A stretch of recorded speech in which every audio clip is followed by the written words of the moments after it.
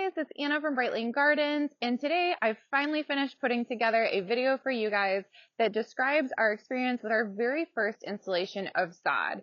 We've never worked with sod before, but we had this area behind me that desperately needed to be filled in with grass, and we had a special event coming to our venue just 1 week after our initial installation, so we were really on a time crunch, and sod was our only option for making this space green before our first special event in our event venue behind me.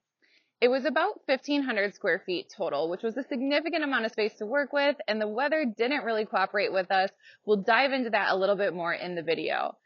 The footage in this video was taken over the course of about 6 to 7 weeks. I really wanted to dive in deep into the prep that we did before we installed the sod, the actual sod installation itself, how we lost a few pieces of sod, and what we did to remedy those issues.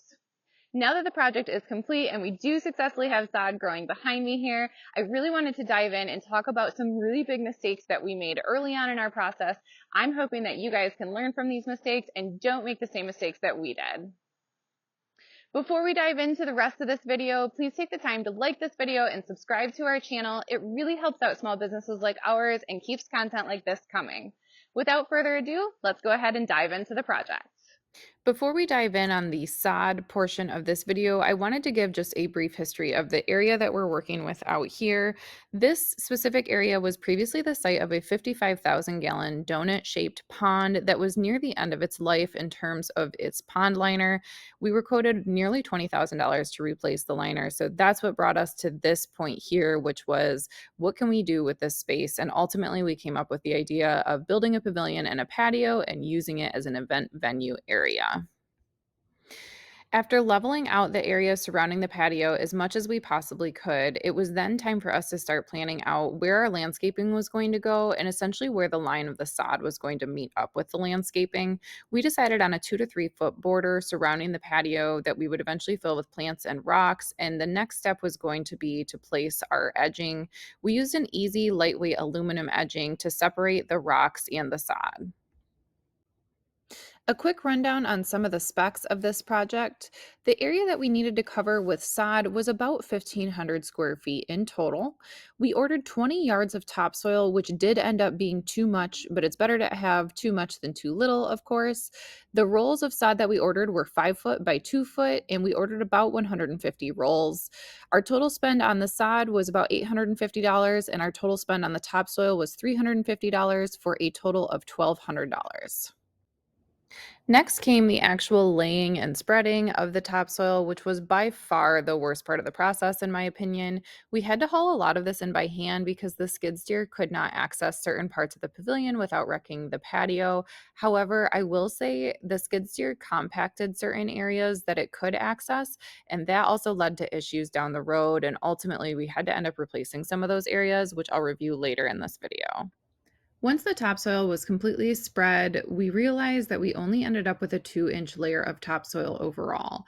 This brings us to our first mistake. We should have gone with a 3-inch layer of topsoil, primarily because we had only construction sand beneath the topsoil. So when it came to materials that the roots of the sod could anchor into, all we had to offer was 2 inches of topsoil. If we had to do it again, we would definitely go closer to 3 inches, and you can always order more topsoil if you do run out. Once the topsoil had been completely laid, we tried to level it out as evenly as we possibly could with a couple rakes.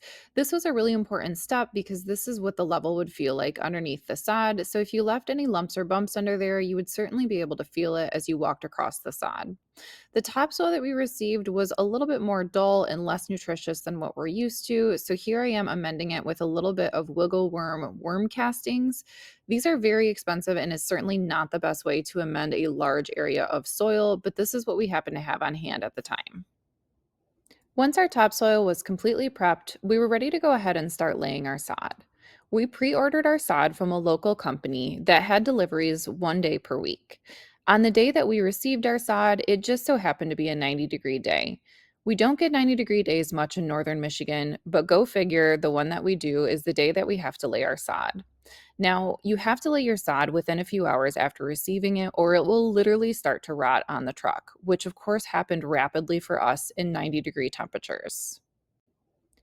This certainly posed a challenge for us as we could feel the sod start to degrade in our hands after just 1 hour. Fortunately, we had recruited some additional help from an external vendor who did stop by for a few hours to help us lay the sod. We would have lost significantly more without him. Our goal was to lay the sod as quickly as possible as we could notice it dying as it laid in rolls on the trailer. We started prioritizing the inner areas that would have just one straight roll without needing any special cuts, noting that we would go back around the edges and edge out the rock area afterwards. As each section was laid, we took careful time to thoroughly water each section consistently. This meant watering literally once every half hour for every section of sod that was laid. This brings me to mistake number two, which is do not lay sod on a 90-degree day. If you notice that there's some extreme weather coming up in the forecast, don't choose to order your sod that week. Unfortunately, we simply did not have a choice as the first event that we were hosting in our new event space was only 1 week away from the date that we installed this sod. As you can imagine, it was certainly a race against time, and the weather didn't help us out at all. Although I will say now we have a beautiful section of sod in our backyard, and we did get it to successfully take after a few amendments. So it's not impossible, but the 90-degree temps certainly make it difficult. The installation of the inner pieces of sod was actually pretty easy because they didn't require any special cuts or edging to go around the rock border.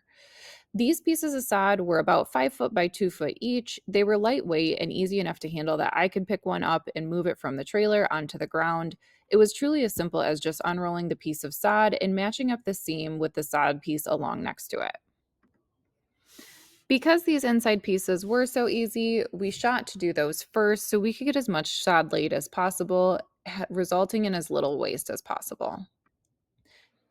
Cutting out the small pieces of sod that would act as a border around the outermost boundary of our area to cover proved to be quite a time consuming process.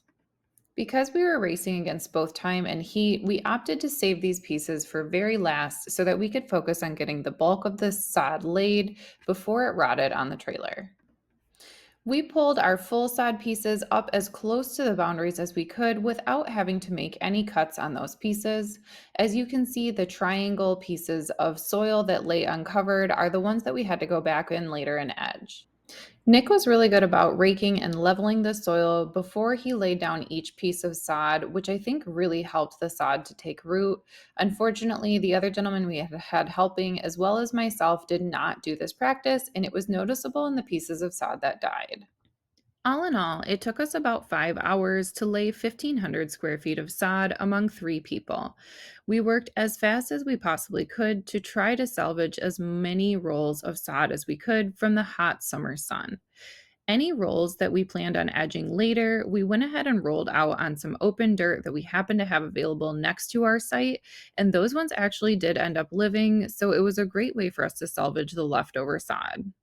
One thing I wanted to note that might seem obvious to a lot of people, but really surprised me was laying sod is probably one of the messiest projects that you can work on outside. I'm frequently working out in the yard and I come inside covered in sticks and dirt, but this was a step above. There was dirt literally everywhere, from my hair down to my shoes and on every single piece of clothing that I was wearing. So when you're installing sod, keep that in mind and don't wear your favorite pair of shoes out to work. I don't think my garden boots will ever be the same. After 10 straight days of no rain and 80 to 90-degree temperatures, we were magically blessed with an afternoon heavy rain shower right after we finished installing the final piece of sod. This was truly a blessing and I think immensely helped the success of our project overall. Our success, however, was slightly short lived as this video was taken just a couple days after we installed our sod. We noticed that these pieces started turning yellow within 24 hours and waited a couple days just to see exactly what they would do, and unfortunately, they did continue to die.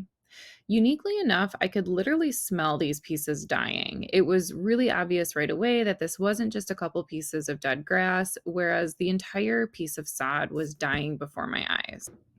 Our minds immediately turned to water, thinking that the sod was drying out because we hadn't been watering it enough. However, upon further inspection, we actually noticed that there were some swampy areas under a couple of these pieces, so lack of water was certainly not the case. We also noticed that our dying sod was really limited to this area on the left side of the pavilion, so there had to be a common denominator of what was happening. Our success It took us a couple days to figure out why the sod was dying in that one specific area, but once we did figure it out, it made perfect sense. As you can see, the majority of our dying pieces of sod were really limited to that lower left corner of this photo, and that also happens to be the primary entrance and exit point that we used with the skid steer. So essentially, the skid steer was packing down that area, and that packed in soil made it a lot more difficult for those pieces of sod to really establish roots in the dirt. It took us a couple days to figure out why the sod was dying. Any area that had been heavily driven on by the skid steer had pieces of dying sod on it. We also noticed that the compacted dirt did not do a good job of draining the water as we were heavily watering this area for several days in a row. Now that we understood the reason why our sod was dying in this one location, we had exactly one chance to replace that sod and get it to take root before our upcoming baby shower, which was the very first event we were going to hold in our venue. Understanding that our top issue was overly compacted soil, we started to plan out our steps to remedy the situation. Our first step was to loosen up the overly compacted soil. To do this, I used a heavy duty metal rake and put all of my oomph into it as I dug into the ground. My goal was to penetrate at least 2 to 3 inches down, similar to that top layer of topsoil, to ensure that the roots would have enough space to grow.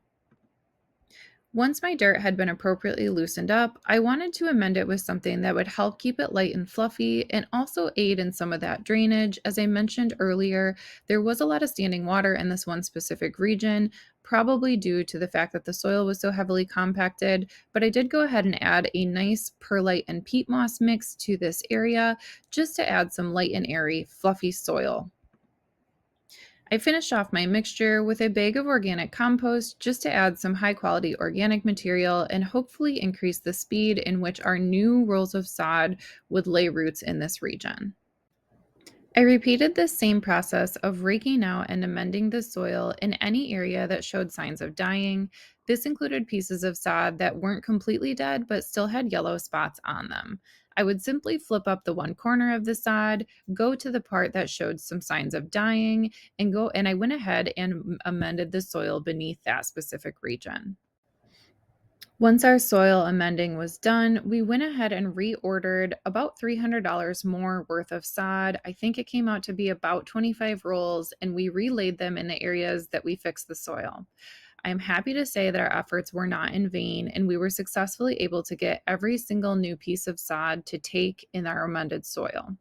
This was an expensive lesson for us to learn. However, we were successfully able to amend the situation, and we had beautifully lush grass in time for our baby shower, which was just 2 days after we laid those final rolls of sod.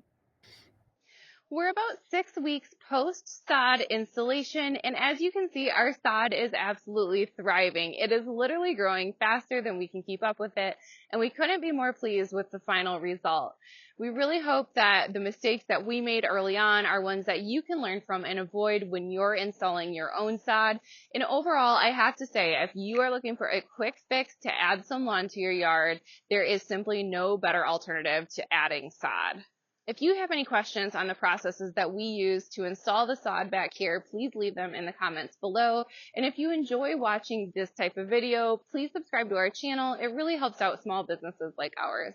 As always, thanks so much for tuning in, and we hope to catch you next time.